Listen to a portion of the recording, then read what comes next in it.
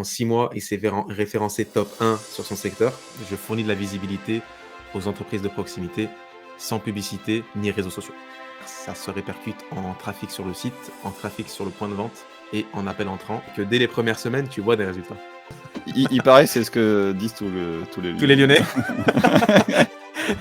À partir de 3 mois où tu vois vraiment le malade, quoi. On a une audience de e-commerçants. Celle qui était la moins bien positionnée, elle était en 26e. En 3 mois, on s'est mis en top 1. C'est quand même pas mal. Donc c'est ce qu'il y a de plus concurrentiel. Et malgré ça, qu'ils étaient connus, et ben on a fait x3 en fait sur toutes les actions clients. Visite sur point de vente, visite sur site web et appel entrant. Il y a des niches très concurrentielles. Tu as la possibilité de modifier les informations mutuellement. Où vraiment on a eu tout en même temps. On a eu des campagnes de faux avis, on a eu suspension de fiches, pour finir en fanfare. Le seul site web qui a un taux de conversion plus élevé que Google Maps, c'est le site des impôts. Ce sera tout pour moi.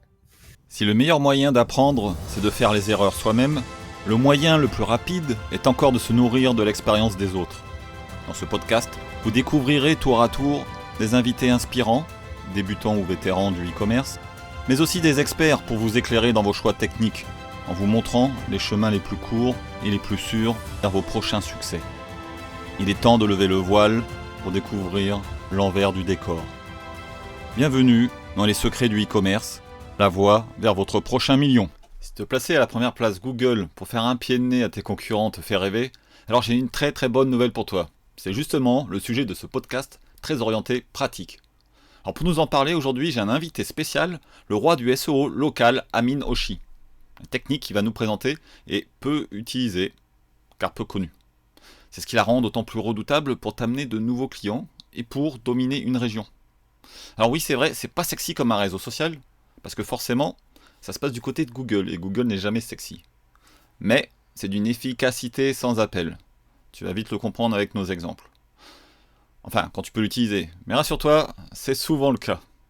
Et pour rien te cacher, la technique est tellement puissante que ton CA pourrait bien prendre un 0 à la fin. Alors, pour une fois que grossir n'est pas mal vu, profitons-en. Amine en a fait la base de son métier de cette technique, et grâce à ce qu'il va nous apprendre, tu as l'occasion de faire le casse du siècle. Tes concurrents vont s'affoler, et devenir tout rouge, et finir en larmes. C'est pas beau la vie? Mais attention, tout n'est pas parfait pour autant. Tu t'en doutes.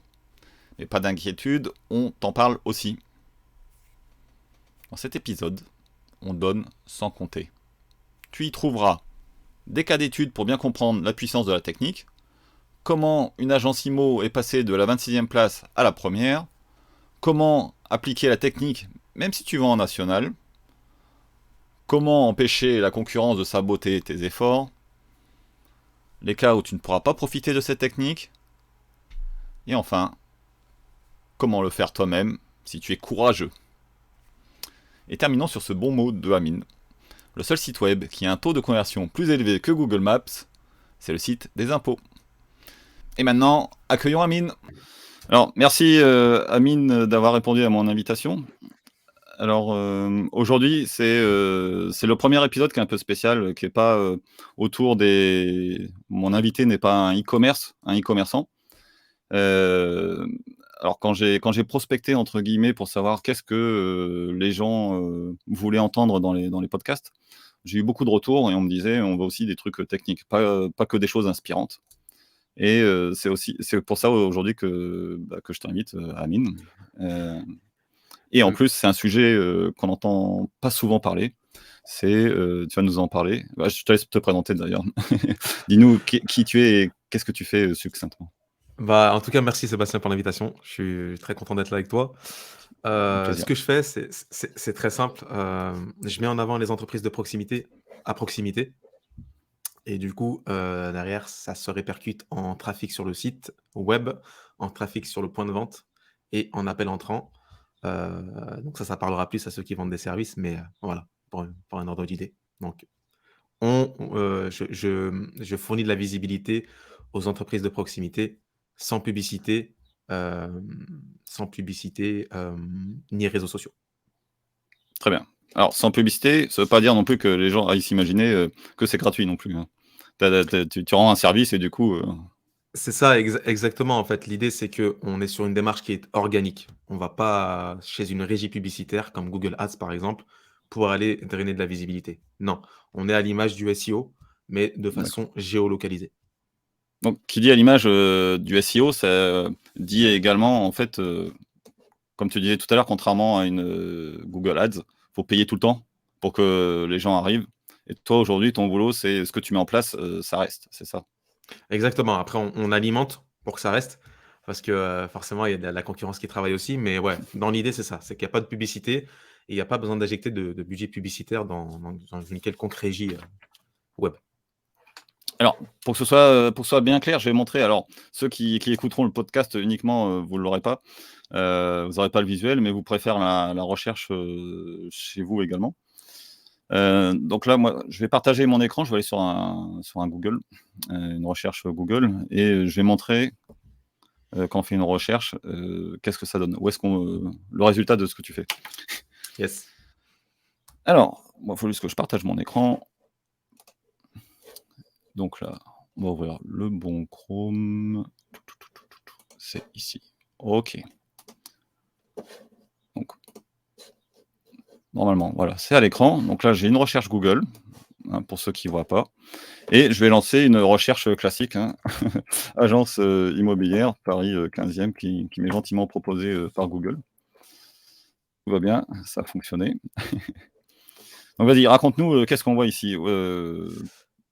Alors, Toi, en c'est gros, oui, comment ça se passe quand vous avez une requête de type local, type en l'occurrence agence immobilière Paris 15? Eh ben, en fait, vous avez toujours ce qu'on appelle le pack local.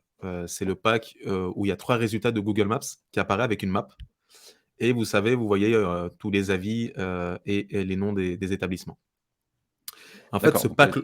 ce pack local-là, je suis désolé, je te coupe. Non, vas-y. Ce pack local, en fait, il apparaît au-dessus de tout ce qui est résultats web. Donc, les sites internet qui sont référencés derrière.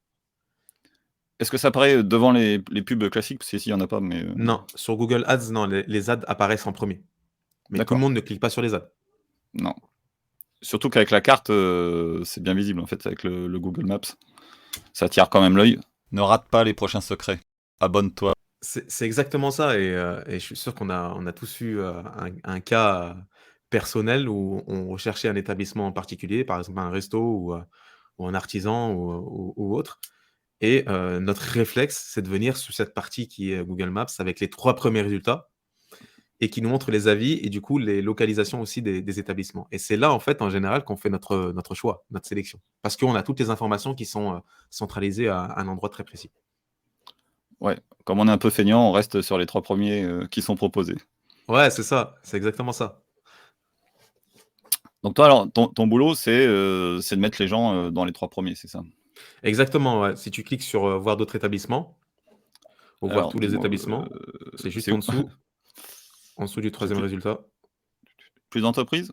Voilà, c'est ça. Je le OK. voyais pas avec le bandeau, mais Ah excuse-moi, excuse-moi, ouais. C'est pour ça, je comprenais pas. mais voilà, en gros, il y en a une flopée de résultats, surtout à Paris, la concurrence est énorme, notamment dans l'immobilier. Mais Ouais, sur ça doit être une centaine de résultats, on a les 3 premiers qui apparaissent dans le pack local. Donc c'est ces 3 là qui se partagent les parts de les grosses parts du gâteau et à partir du moment où tu es 4e, tu passes du côté obscur et donc il faut cliquer pour aller te voir et c'est pas ce qu'on fait automatiquement, ou du moins une très faible ouais, portion des c'est utilisateurs. c'est c'est c'est la blague qui dit, quel est le meilleur endroit pour, pour cacher un cadavre? Ouais, La en deuxième page deuxième de page de Google. Google. C'est que en 4e position de maps, ça Ça marche aussi. ça marche aussi, ouais. Et du coup, c'est quoi les critères, pour être dans les 3 premiers? Est-ce que c'est sur la note ou c'est autre chose? Ah, j'aime bien le premier mot que tu citais, la note, les avis. Donc ça, c'est une idée reçue, hein. D'accord, ouais. Les avis, c'est pas du tout les avis qui font le positionnement, du moins, pas autant qu'on le croit. Les avis font 20 du positionnement. OK. 20 quand je parle des avis, c'est des avis de façon globale. Donc ça comprend, les qui c'est qui a posté les avis, parce qu'il y a une notion de local guide sur Google. Donc à D'accord. partir du moment où tu as interagi beaucoup de fois avec la plateforme en mettant des avis et cetera, Google commence à te faire confiance et tu prends des niveaux. C'est ce qu'on appelle, Il y a des les local guides. ambassadeurs. Exactement, c'est ça. Donc plus tu es local guide, plus tu as des avis de local guide avec des niveaux élevés, plus les avis ont un impact sur ton positionnement, tu vois? Il y a une certaine hiérarchie. Donc tu as la qualité des avis, tu as la pertinence des avis. Est-ce que dans les avis, on cite des mots-clés? Est-ce qu'on cite des services à toi? Souvenez-vous, on parlait d'SEO, de référencement, donc voilà, on a toujours cette idée de mots-clés. On a aussi, est-ce que l'établissement répond aux avis? Ça, c'est super important. Et est-ce qu'il répond aussi avec des mots-clés? Et ça aussi, c'est très important. Donc, c'est tous ces éléments-là qui D'accord, font que c'est chaud. les avis font 20% du positionnement. C'est pas la quantité d'avis. D'ailleurs, tu peux le voir, hein, on peut le voir là. Je suis sûr que tu trouveras un établissement qui est moins bien noté, mais qui est mieux placé. Voilà, je vais demander les notes. Ah oui, d'au moins 2,5. Ouais. Ah, t'as Ouais, dans classé la sur liste, combien de est-ce qu'il y en a? Alors Mets attends, qu'est-ce tout, qu'on a dans mets la tout, liste? mets tout, Ouais, et je tu vais verras tout le mettre. classement. Oh, attends, ouais. Je clique trop vite. J'ai pas tout mis. Donc ok. Donc la première note 4,8, deuxième 4,9. Donc effectivement, déjà le premier, c'est pas celui qui a la meilleure note. Ouais, et Le regarde. 5, doit être en 5e position, celui qui a 5 sur 5. Effectivement, ouais. Donc 4,9, 4,8, 5. Donc il y a des 5 qui sont un peu enfouis au fond. Ouais, sachant que le 5 étoiles, c'est aussi un autre débat, c'est est-ce qu'on C'est est triché. parfait? Ouais, Ouais, c'est voilà, ça. je sais que l'utilisateur aujourd'hui, on a tendance à Ouais. se méfier du 5 sur 5 parce que voilà, ça n'existe pas. C'est pareil partout, ouais, sur les avis, sur les sites directement ou sur Amazon. Ouais. Il y a Exactement. quelque chose de louche avec 5 sur 5. Surtout quand tu as, j'en ai vu passer là, avec 112 commentaires à 5, ça veut dire. Ouais, c'est C'est pas. c'est Après, il un y a peu des bizarre. stratégies, hein. Il y a des stratégies pour avoir des avis excellents, mais je doute que l'entreprise soit excellente pour pas qu'il y ait au moins un avis négatif qui a fait baisser la note un petit peu, tu vois. Donc, C'est un peu. à Ouais. prendre avec des pincettes, ouais, malheureusement, il y a aussi des dérives. Mais encore une fois, c'est pas ce qui fait le positionnement. Donc, Ok, c'est 20% du positionnement, mais alors c'est quoi les autres critères on a un pour être tiers, dans les 3 donc premiers? Ouais. 32%, c'est tout ce qui concerne la fiche d'établissement en elle-même. Donc, c'est le contenu que vous avez créé dedans. Est-ce qu'il y a des mots-clés? Est-ce que vous êtes pertinent par rapport au marché? Est-ce que vous avez bien ciblé les bonnes catégories? Est-ce que vous avez mis des visuels qui vous mettent en valeur? Voilà, c'est le fait de remplir correctement sa fiche d'établissement et de l'optimiser suivant des mots-clés précis, des mots-clés qui sont en concordance avec votre marché et ce que votre clientèle recherche à proximité. D'accord. Et donc ça fait combien? C'est tout le reste, ça? C'est 30%, un tiers, C'est 30, 30%, un 32%. tiers, Ouais. 32%. Attention, c'est précis. Ouais, après, c'est des études qui sont faites, mais ça évolue. Ça évolue, mais on a toujours dans les grandes lignes, on a la fiche d'établissement en elle-même. Ensuite, on a les avis. Ensuite, on a le SEO de la page web qui est liée avec la fiche d'établissement. Donc, ça peut être la D'accord. page d'accueil ou une page locale. Moi, je recommande toujours d'avoir une page locale. Ça a plus de poids dans le Ok. positionnement. Donc Et ensuite, quand on crée la fiche établissement, on lie ça à une page de notre site. C'est pas le site en ouais, général qui va être regardé. C'est une page en particulier. voilà, c'est une page dédiée. Et le mieux, c'est de mettre une page qui est optimisée localement. Donc, si vous avez juste un établissement local, votre page d'accueil enfin, vous devez d'optimiser votre page d'accueil suivant la localisation. Si vous êtes par exemple comme La Forêt, qui est un site d'une franchise, là, dans ce cas-là, il est préférable d'avoir des pages locales dédiées pour chaque agence et chaque arrondissement parisien, par exemple. Et c'est ce que normalement ils font. Ok. Donc là, on est à 50%. C'est ça. Ensuite, alors même, non, on a le SEO de la page, c'est 16%. Donc, si je devais faire D'accord. un Ah oui, calcul, on est presque 70%. Voilà, du positionnement. Si je prends le reste, ça va dépendre de plusieurs éléments. Ça va être les liens qui se rapportent à l'entreprise et à la fiche d'établissement. S'il y a des liens qui redirigent sur votre marque, sur votre entreprise. Ça va être aussi un facteur comportemental de la part des utilisateurs. Et on peut affilier ça à du CTR. Le CTR, c'est quoi? C'est le taux de clic. Donc, il faut savoir que le positionnement dépend aussi du taux de clic. C'est-à-dire, sur 100 personnes qui vont voir le top 3 sur Maps, sur Agence Immobilière Paris 15, quelle est la proportion qui va cliquer sur ma fiche et pas celle des autres? Donc, plus j'ai des personnes qui cliquent sur la mienne, plus que chez les autres, chez la concurrence, ben plus je vais aller grimper dans les positions. Et ça, c'est logique parce que Google, en fait, sa mission, c'est quoi? C'est de faire matcher des intentions de recherche avec des résultats de oui, recherche. logique. Donc, s'il voit qu'il y a un intérêt plus élevé sur un établissement, il va le mettre en avant. Est-ce que tu sais, est-ce qu'il y a un facteur, c'est-à-dire, est-ce que par exemple, quelqu'un qui clique sur le troisième le troisième résultat, est-ce que ça a plus de valeur qu'une personne qui clique sur le premier? Puisqu'on a tendance à cliquer sur le premier. Est-ce que Le tu sais fait comment ça d'être fonctionne? Ouais, bien sûr, le fait d'être premier, forcément, en termes de stats, ça sera mieux. Forcément. Après, il y a des astuces. Ce podcast est une des voies les plus sûres vers ton prochain million. Il t'aide à lever le voile sur les secrets du e-commerce pour que tu puisses lire dans la matrice comme dans un livre ouvert. Alors, fais en sorte de ne pas rater les prochains épisodes. Aide-toi et le ciel t'aidera. Abonne-toi. Sur la fiche d'établissement, notamment en l'optimisant un maximum et en optimisant le titre, eh ben, on peut faire grimper ce CTR-là et du coup, petit à petit, grimper dans les positions. Mais c'est pas le seul facteur. Il n'y a pas que le CTR qui joue, c'est quand même minime. On est à une hauteur de 10%, quoi. Ok, nickel. Donc là, rappelle-moi à combien de pourcents on en est. On Donc est à 100, là la fiche d'établissement, un tiers. Ouais. Les avis, 20%. Le SEO on page, 15-16%. On a ensuite tout le reste, c'est les liens et le facteur comportemental et ce qu'on dit de l'entreprise en dehors de la fiche d'établissement et en dehors du site web de l'entreprise. Et la chose primordiale à voir, donc, c'est la fiche entreprise, c'est ça. On commence par ça. Ouais, carrément. Donc, c'est une fiche Sans Google My ça, il n'y Business. a rien. Ouais, c'est ça. Pour être visible sur Google Maps, il faut avoir une fiche d'établissement sur Google My Business ou maintenant ça a été renommé Google Business Profile. Et il n'y a rien à faire, c'est Google qui le fait tout seul. Une fois qu'on remplit tout ce que tu nous as dit de remplir, Google il se débrouille ou il faut lui dire viens nous chercher, rajoute-nous dans la recherche. Tu as deux cas différents parce que Google aussi agit comme un agrégateur de données, donc c'est-à-dire qu'il va piocher des informations par-ci par-là et il peut avoir créé déjà ta fiche de façon automatique. Donc toi, tu vas aller sur ta fiche, tu vas la trouver, ouais, c'est gentil ou pas. Ouais, tu corriges tout après. Ouais, voilà, tu vas la revendiquer. Donc quand tu vas la revendiquer, il va te donner un process pour pouvoir la revendiquer, l'authentifier, etc. Ça, c'est la première méthode. Deuxième méthode, c'est si elle n'existe pas, du coup, tu vas sur Google Business Profile ou GMB. Moi, j'aime bien dire GMB parce que je suis un vieux de la vieille maintenant de GMB. Et tu mets créer ta fiche, que tu suis les étapes qui te donnent, mettre le titre, tes catégories qui correspondent à ton activité, adresse, coordonnées, et ensuite tu authentifies ta fiche via un courrier qui t'envoie avec un code pour prouver que tu es bien à cette adresse.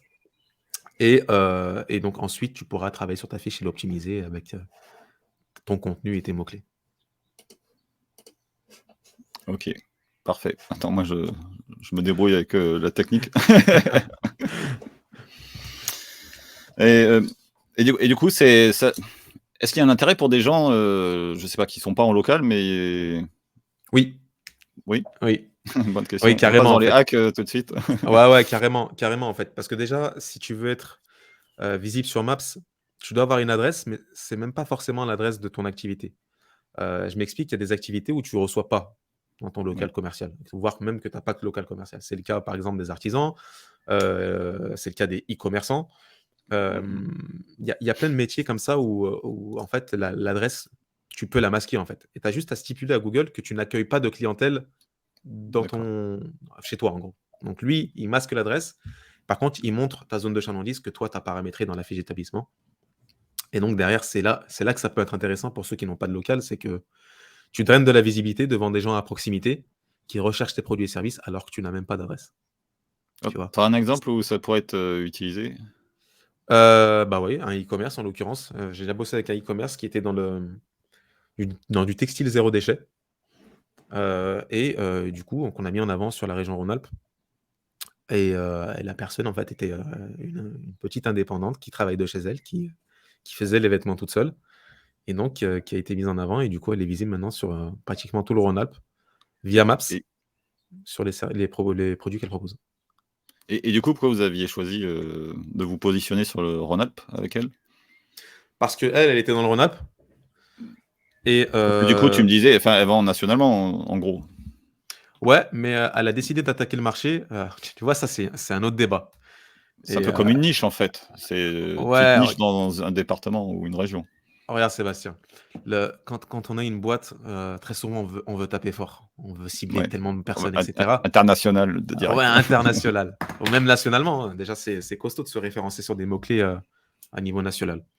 Mais en fait, le local, il est vraiment tellement pas exploité que quand tu te rends visible localement, derrière, ça se répercute drastiquement sur tes stats, en fait, et sur tes ventes. Donc, plutôt que de taper large. Et du coup, en fait, c'est comme un vaporisateur.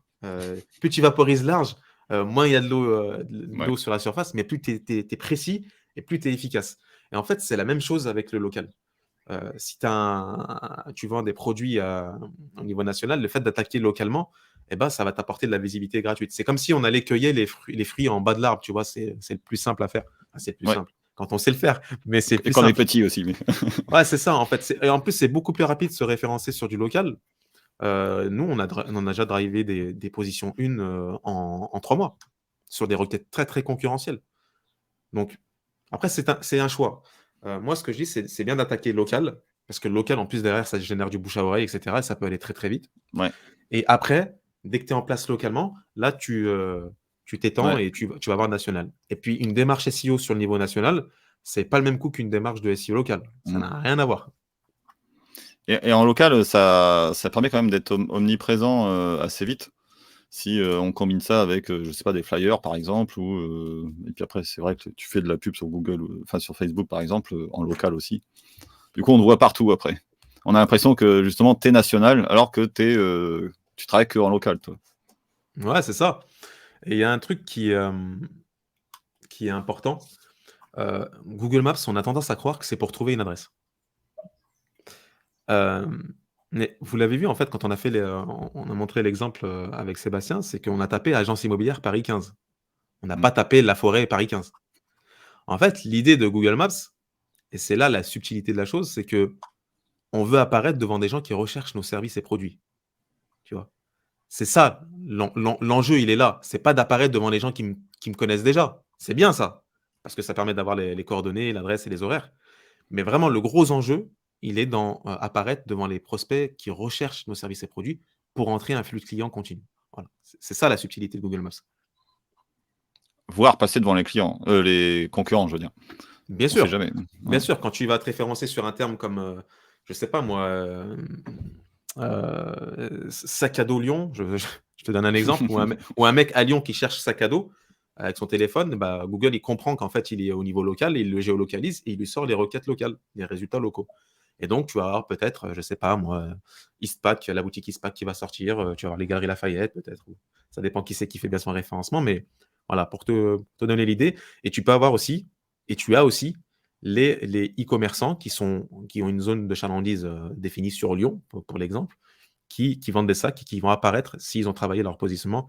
Mais je t'avoue, c'est rare parce que les e-commerçants, très souvent, c'est pas leur canal de prédilection et c'est bien dommage. Ouais. C'est ça qui m'avait intéressé aussi dans ce que tu fais, c'est que justement, c'est un canal d'acquisition auquel on pense pas, Ouais, que généralement on travaille pas du tout. Et du coup, c'est comme tous les nouveaux canaux d'acquisition, c'est plutôt plus facile que sur. Enfin, il y a moins de concurrence. Du coup, c'est plus facile de se positionner. carrément. Ouais. Euh, Nickel. Tu peux me dire pourquoi tu parles souvent de Lyon? Parce que je suis à Lyon, Voilà, tout simplement. Mais je tout voulais simplement. t'entendre le dire. Et c'est la meilleure ville de France, au passage. Il, il paraît, c'est ce que disent tous les Tous les Lyonnais. Lyonnais. Ok, nickel. Euh, Alors, du coup, quand on commence à travailler sur notre fiche entreprise, et qu'on sait tout bien faire, comme toi tu sais faire, puisque c'est ton métier, tu fais ça tout le temps, combien de temps ça met pour avoir des résultats? De notre côté, on observe un gros gap de résultats à partir de 3 mois. Très souvent, c'est là où on voit une grosse hausse dans les positions et dans les stats. Après, les premiers résultats, tu les vois dès que tu commences à faire des actions sur ta fiche d'établissement. C'est ça qui est troublant, en fait. C'est que dès les premières semaines, tu vois des résultats. Mais c'est vraiment à partir de 3 mois où tu vois vraiment le truc de malade, quoi. D'accord. En gros, quand tu commences, enfin, bon, évidemment, si tu n'as pas de fiche, ça doit vite monter au début, mais après, tu grappilles les places, en fait, une par une, et vers 3 mois, d'un seul coup, paf, c'est là où tu vois tout le résultat de ton boulot, en fait. Ouais, en fait, tu observes un gros saut d'un coup, parce que tu passes d'une fiche d'établissement qui n'existe pas ou alors, qui est sous-optimisée à une fiche qui, du coup, est travaillée et tu apportes du contenu dessus. Donc, Google, il adore ça. Donc, tu prends un saut et après, quand tu commences à créer du contenu, parce qu'il faut savoir que Google My Business, Google Business Profile, GMB. C'est en fait la fusion de Google Places dans le passé et de Google+, le réseau social qui s'est cassé la gueule. Ouais, le fameux. Exactement. Donc en gros, c'est un réseau social. Donc tu as la possibilité de créer tes posts, de recevoir des messages de la part de tes prospects. Donc voilà, qui dit réseau social dit contenu. Et récemment, les posts Google qui avaient auparavant 7 jours de visibilité et ensuite étaient supprimés, aujourd'hui, ils sont visibles à vie. Donc qu'est-ce que ça D'accord. veut dire? Ça veut dire que le post, il agit en quelque sorte comme un article de blog sur un site web. Donc, Alors. d'où l'intérêt de créer du contenu. D'accord. Et ce contenu, il sert vraiment à quelque chose? Est-ce que les gens vont le voir? Enfin, il sert puisque ça sert à être référencé. Mais à part ça, est-ce qu'il y a un double usage ou pas? Ouais, double usage. Alors, c'est pas. Je t'avoue qu'aujourd'hui, les posts GMB ne sont pas forcément ce qui est le mieux mis en avant par Google. Mais par contre, ça alimente la machine et l'algorithme Google qu'on commence à comprendre en fait de quoi tu parles et de qu'est-ce que tu proposes en fait. Parce que si tu rédiges bien avec des termes précis et des termes de géolocalisation, j'en parle dans ma formation, on parle des géotokens. Google commence à comprendre quelles sont tes zones de chalandise, jusqu'où tu vas, qui tu cibles, sur quel produit tu te positionnes, etc. Et au fur et à mesure, en fait, tu grappilles aussi des positions sur des mots-clés. Et en fait, on s'aperçoit en fait, que tu deviens visible non plus sur des mots-clés, mais sur un nuage de mots-clés, sur un groupe de mots-clés qui fait partie d'un écosystème qui se rapporte à tes produits ou tes services. Tu vois. Et alors, j'ai une question. Tout ce que tu fais là, tous ces mots-clés, tous ces référencements, est-ce que, en plus de servir ton référencement local, est-ce que ça sert aussi ton site web? Oui, oui, oui. Like et laisse une note si ce podcast t'est utile. Les invités inspirants nous pointent du doigt la terre promise. Les invités techniques sont la lumière du phare qui perce le brouillard. Ils nous aident à naviguer dans les océans rouges sang, ceux dont les eaux sont infestées de requins et de pirates prêts à nous saborder. La concurrence y fait rage. Alors, pour éliminer les risques de t'échouer et t'assurer d'arriver à bon port plus rapidement, aide-nous à recevoir toujours plus d'invités intéressants. Ils sont notre boussole et nous aident à garder le cap du succès. Like et laisse une note. Ouais. En fait, mutuellement, le site web et la fiche d'établissement se donnent mutuellement du jus dans le jargon du SEO. Donc, ils se donnent en gros de la force.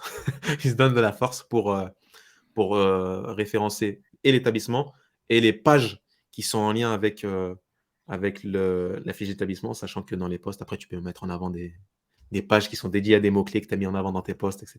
Ouais. Après, la machine est en route. On rentre dans du SEO classique là, après. Ouais, voilà, c'est ça. Ouais. Est-ce que tu pourrais nous donner un exemple, une success story que tu as eu, qui te ferait plaisir de partager, typique? Ouais, j'en ai plusieurs.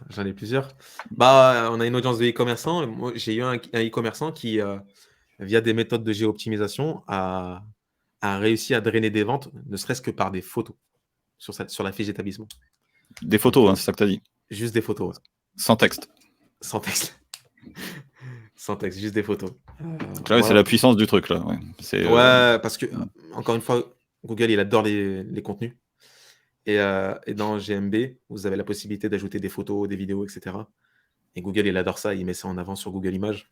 Tu comprends après l'impact derrière, ça va très très vite. Et du coup, est-ce qu'il a une préférence? On dit tout le temps la vidéo, c'est ce qui est à la mode là en ce moment. Est-ce que c'est encore plus fort que la photo? Pas encore. Sur Google My Business, pas encore. Pas encore, mais on va y venir. Et c'est bien de prendre de l'avance. Donc, en même temps, je crois que ça va arranger plein de gens, parce que tout le monde n'est pas chaud pour faire des vidéos, donc il faut juste mettre des photos. Les photos, c'est déjà bien en fait, parce que quand tu te compares à Jean-Mi qui a une fiche d'établissement et qui la laisse à l'abandon, bah, toi, ne serait-ce qu'en mettant quelques photos chaque semaine, bah, tu te démarques drastiquement de cette personne-là. Ok, nickel. Donc ça c'était un super exemple qui donne de l'espoir, en fait, parce que il n'y Ouais, a pas grand-chose à faire. j'en ai d'autres si tu veux. J'en ai d'autres Vas-y. plus concrets. On parlait d'agence IMO, j'ai une agence IMO avec qui j'ai travaillé, qui est très À connue. Lyon. Non, à Paris, tu vois. Ouais, d'accord. 3 agences d'un franchisé. Et pareil, en 3 mois, sur une des agences, pardon. Après, ça dépend elles étaient positionnées différemment, mais celle qui était la moins bien positionnée, elle était en 26e quand on l'a pris en main. En 3 mois, Ça, ouais. en 3 mois, on s'est mis en top 1 sur un arrondissement parisien, donc c'est quand même pas mal. Sur la requête agence immobilière Paris arrondissement, donc c'est ce qu'il y a de plus concurrentiel. Ouais. Et derrière, Donc, il faut savoir que ce client-là, il fait de la pub, enfin, la marque fait de la pub à la télé, à la radio, dans les journaux, où tu peux faire de la pub, ils font de la pub. C'est un des plus gros géants de l'immobilier en France. Et malgré ça, qu'ils étaient connus, et ben, on a fait x3 en fait sur toutes les actions clients. Visite sur le point de vente, visite sur site web et appel entrant. Et appel entrant, Dieu sait que les appels entrants sur l'IMO, c'est hyper important. Ok. Et comment tu fais pour traquer la data? Est-ce que c'est eux qui font ça de leur côté et ils te remontent les chiffres? Ou tu mets les mains dans le cambouis, toi?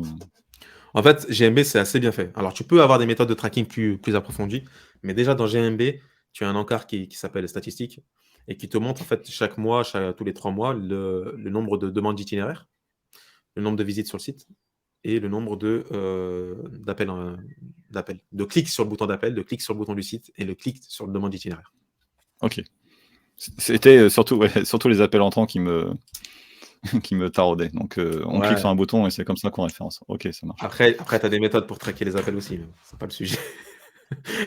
C'est pas le sujet. Il y a la bonne vieille méthode à la main aussi. Oui, ouais, ou de le demander, hein. Oui. Moi, j'ai un indépendant qui est conseiller financier. Il prend le réflexe de demander quand il a un appel, comment vous m'avez connu, et puis ça lui permet de se dire, ok, bah, ça marche.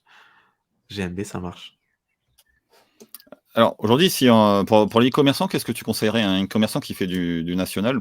Est-ce que tu conseillerais de démarrer sur la technique que tu as décrite tout à l'heure avec la personne qui était dans le Rhône-Alpes, faire la même chose? Enfin, s'il est sur Paris, évidemment, peut-être choisir un arrondissement. Qu'est-ce que tu conseillerais?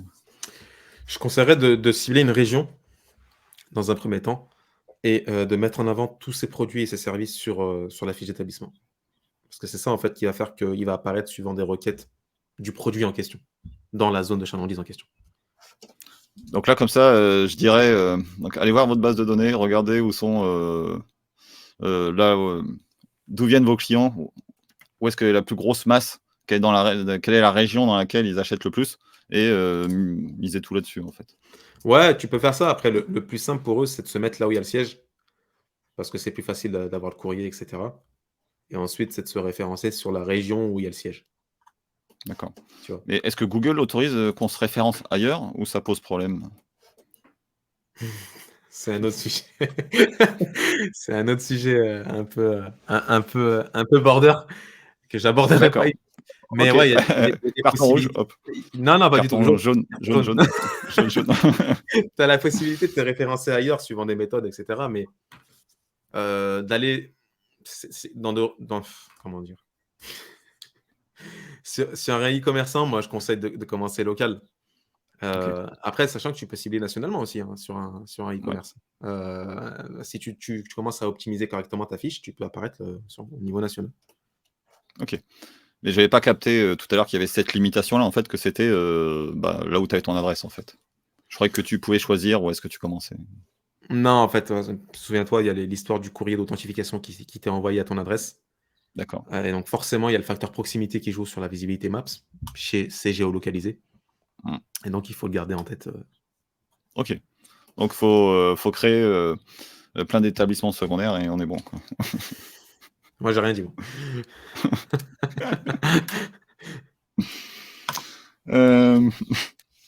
Alors, ok, nickel. Comment t'en es venu à faire ce que tu fais aujourd'hui? Ouais, je vais essayer de raconter ça de façon succincte.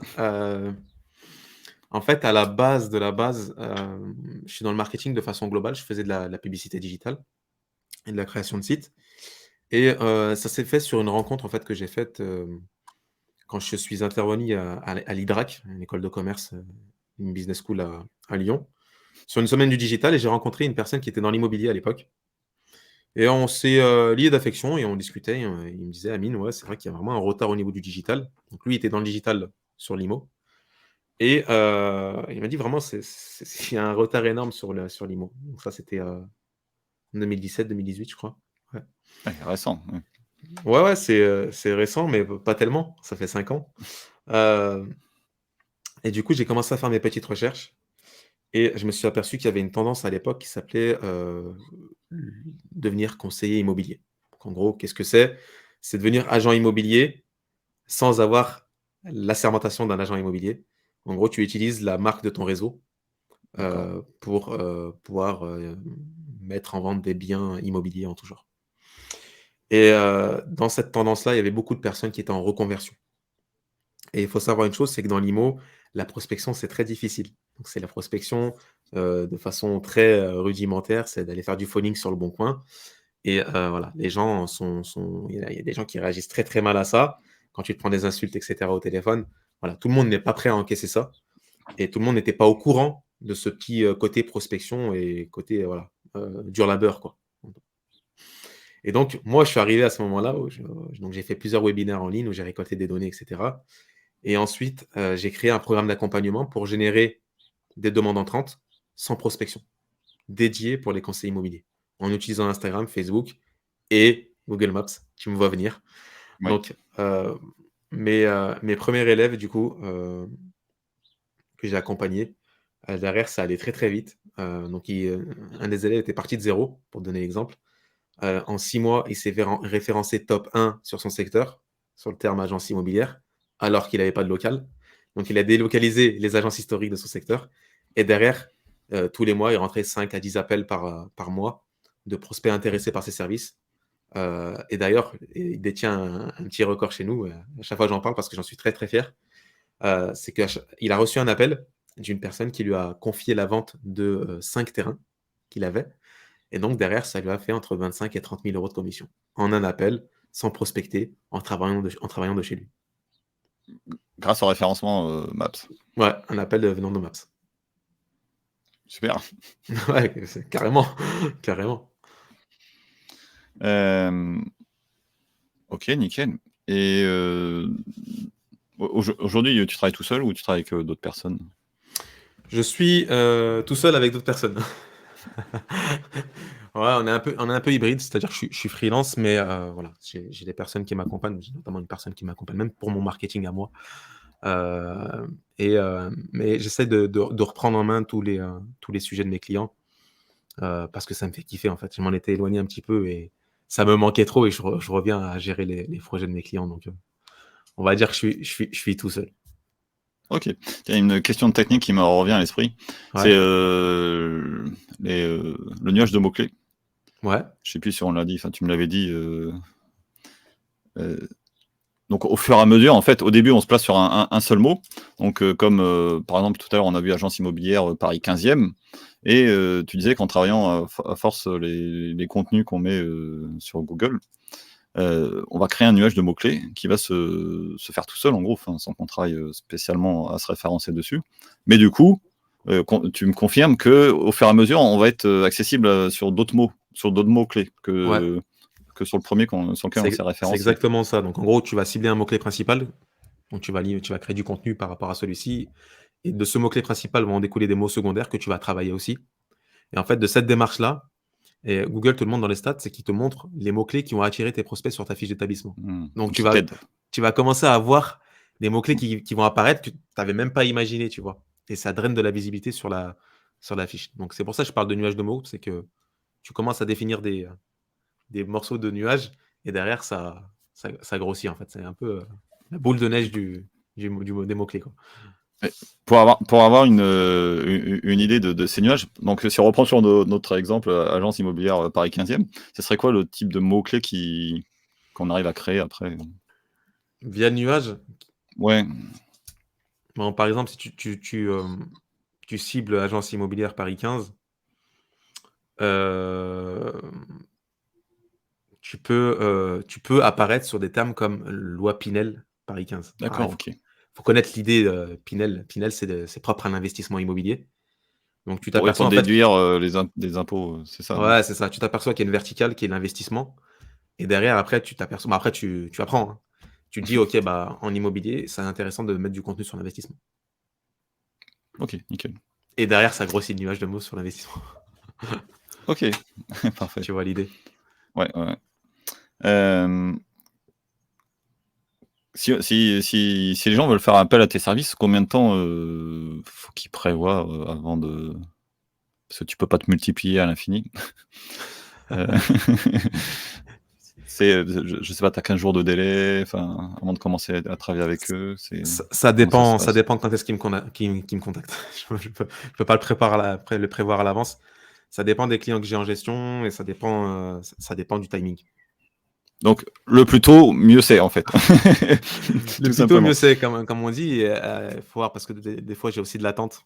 Je sais que ça dérange certains, mais bon, je peux pas me démultiplier. Après, j'ai quelqu'un aussi qui m'accompagne là-dessus, mais voilà. J'ai quand même la main sur les fiches d'établissement de mes clients et j'aime bien garder la main depuis que je l'ai repris surtout. Ok. Voilà, ça dépend le timing. Ça dépend le timing. Alors, c'est quoi la partie que tu fais pour les clients, toi? Est-ce que toi, tu fais absolument tout ou est-ce que les clients ils disent moi, je sais pas faire des articles et toi, tu t'occupes du reste comment ça se passe? En fait, j'ai un service tout inclus Ok. où je fais tout. Je fais tout. C'est-à-dire que la fiche d'établissement, on me donne l'accès à des photos et des logos. Et après, moi, je me débrouille. Et derrière, juste avoir les stats montées. Donc les doigts de pied en éventail. Ouais, c'est un peu ça.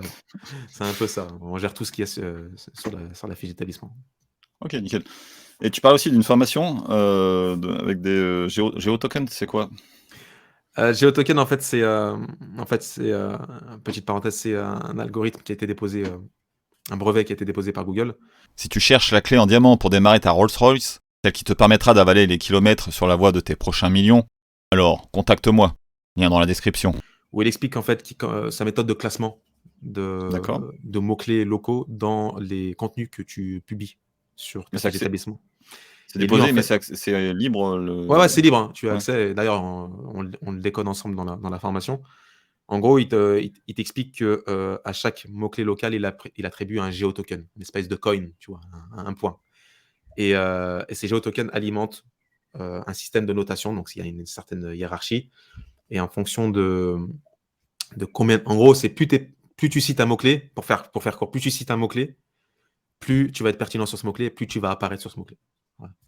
De façon moins Ça, c'est technique. facile à comprendre. Ça, c'est, Ouais, ça, ouais, c'est pour ça que j'ai shifté un peu mon discours. Mais l'idée, en fait, c'est comment appelle ça Google, c'est le géotoken. Tu vois, c'est le mot-clé local, là, le petit mot-clé local.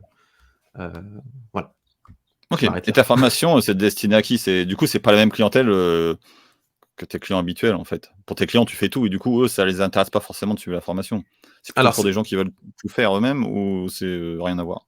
j'ai deux profils différents. J'ai les consultants en marketing, en SEO, qui veulent se former sur le local, sur le géolocal plus précisément. Sur ce que tu Et fais, du coup?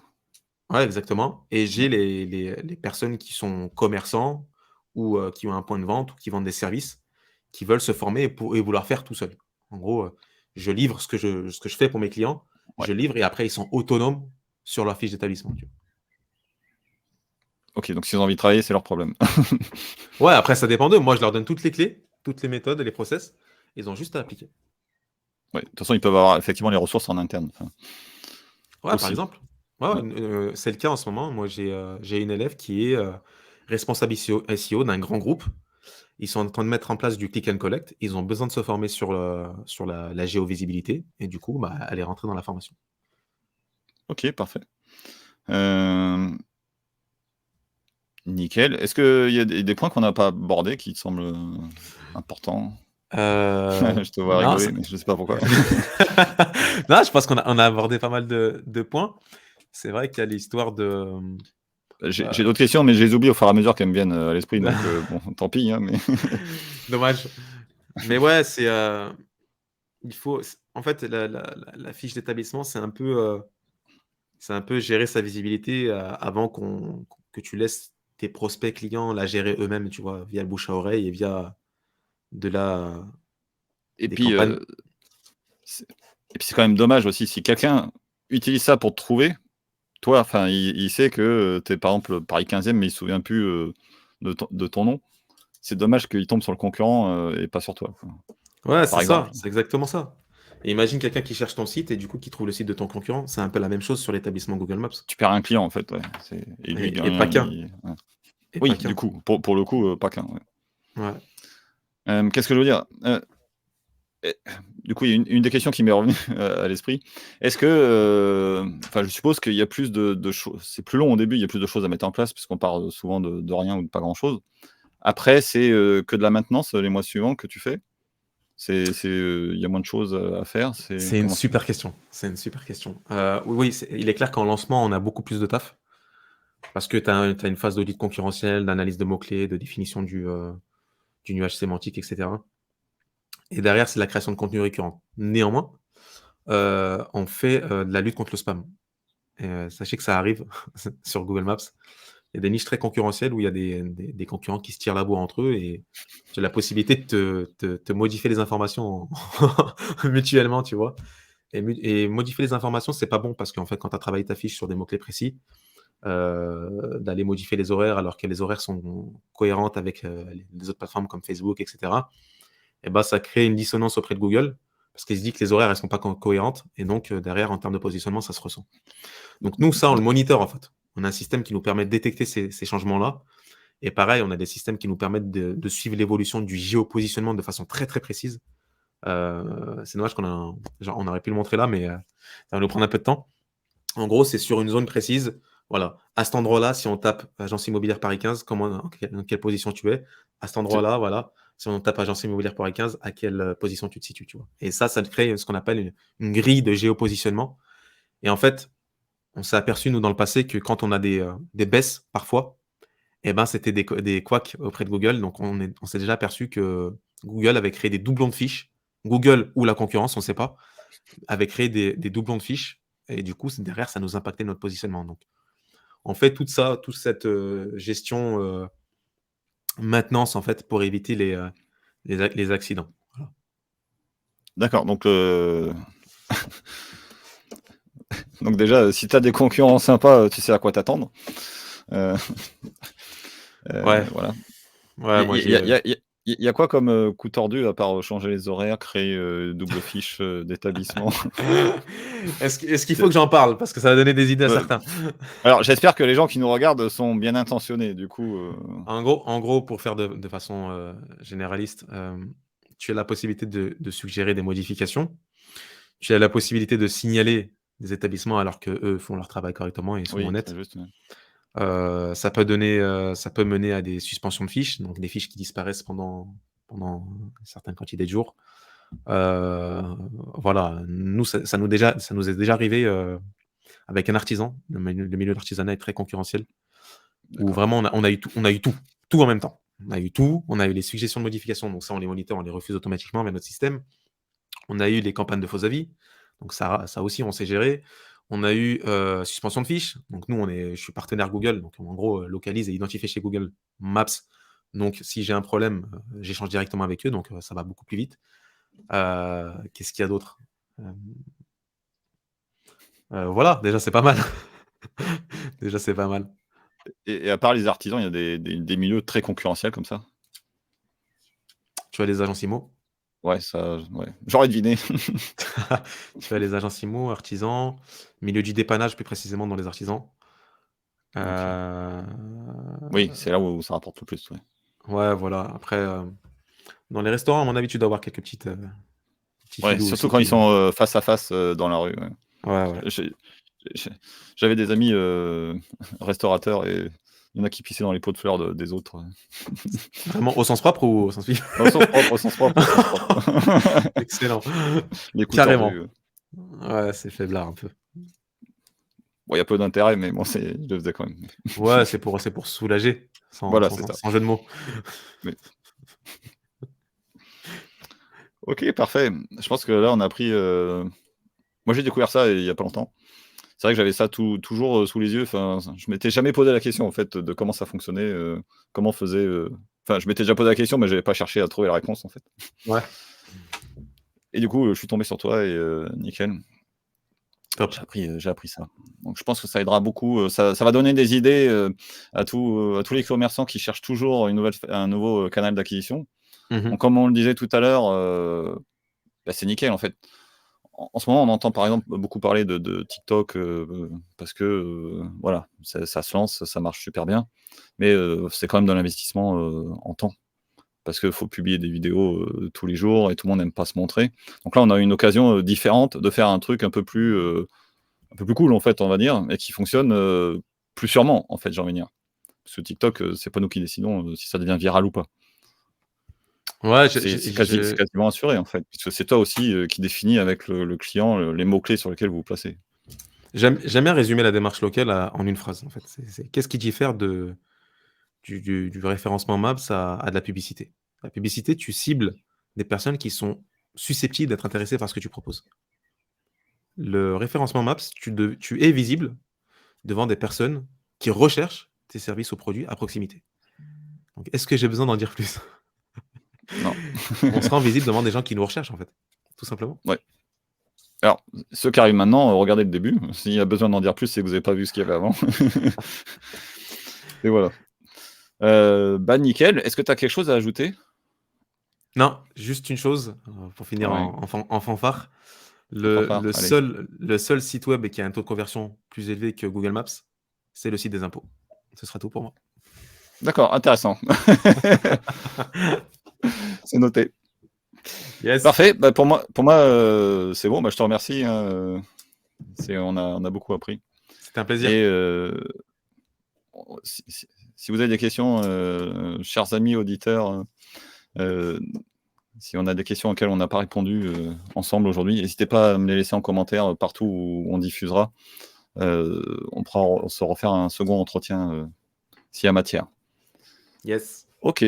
Merci Amine d'être venu. Et alors, pour ceux qui nous écoutent, n'oublions pas ton site, c'est localize.fr. Je ne sais pas si je le prononce bien. LOCALYSE.fr. LOCALYSE.fr. Et pour ceux qui veulent échanger, LinkedIn, Amine Oshi. Voilà. Je sais pas vous, mais moi j'ai adoré échanger avec Amine. Quelqu'un de vraiment passionnant. Non seulement il est compétent techniquement, et en même temps, il délivre son savoir avec un grand sourire, avec de la bonne humeur. J'espère que vous avez apprécié. Moi en tout cas, j'ai passé un bon moment. Et je vous propose de passer un bon moment aussi la prochaine fois, même si le sujet est plutôt sérieux, puisque je vais recevoir Joris, qui avait une belle boîte, mais qui du jour au lendemain a dû fermer ses portes. La première fois que je l'ai contacté pour tourner le podcast ensemble, tout allait bien. Et quand j'ai repris contact avec lui le mois d'après, plus précisément le jour du tournage de notre épisode, qu'est-ce que j'apprends? J'apprends que sa boîte avait fermé, alors que rien ne le laissait supposer juste avant. Donc c'est son histoire passionnante qu'on va découvrir ensemble, et je vous propose un extrait tout de suite, maintenant. J'ai terminé 600 là avec 70 points de vente et j'en avais encore une vingtaine que je pouvais ouvrir sous le coude, donc je n'ai pas de salaire fixe, pas de droit au Pôle emploi et un compte bancaire qui a découvert, retour chez les parents. Puis quand tu leur dis je quitte mon job, ma sécurité, je monte ma boîte, mais dans 7 mètres carrés de cuisine, je t'avoue qu'on a un petit peu à l'étroit quand on est là à 3 dedans. Il y a tellement de process, hygiène, qualité, sécurité, environnement, de contrôle, de machin, de trucs. En une semaine, je fais 3 mois de chiffre et je peux plus suivre. Premier expert comptable me dit Joris, il faut industrialiser. Et là, un tiers des machines seulement.